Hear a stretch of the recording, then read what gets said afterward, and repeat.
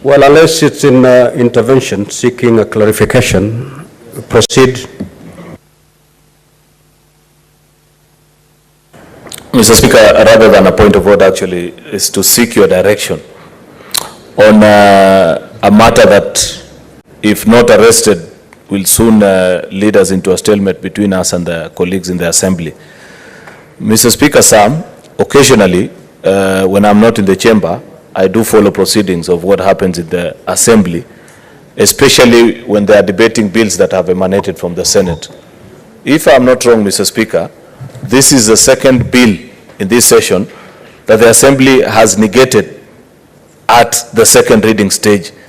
Mr. Speaker, and I have said this even to our colleagues on the minority side many times, that unless a bill is fatally flawed ab initio, it is an abuse of legislative procedure to negate any bill at second reading. Mr. Speaker, because I have seen bills that come to this House, and while the context and the overall body of what that bill seeks to do may not be what members intend, but because of our very rigorous procedures of lawmaking, Mr. Speaker, including second reading and eventually in the committee of the whole, you clean it up and conform it to provisions of the Constitution. Therefore, Mr. Speaker, given that this is a second bill where the House has considered, and particularly this bill, Mr. Speaker, there is a history to this bill.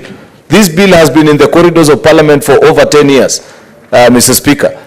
We have considered it severally. In fact, I have lost count of the number of times that Senate has sent this bill to the National Assembly, and it has been returned, Mr. Speaker. In fact, much as there is progress to report, because previously it used to be left to gather dust in the shelves of the Assembly. This time they went all the way to second reading.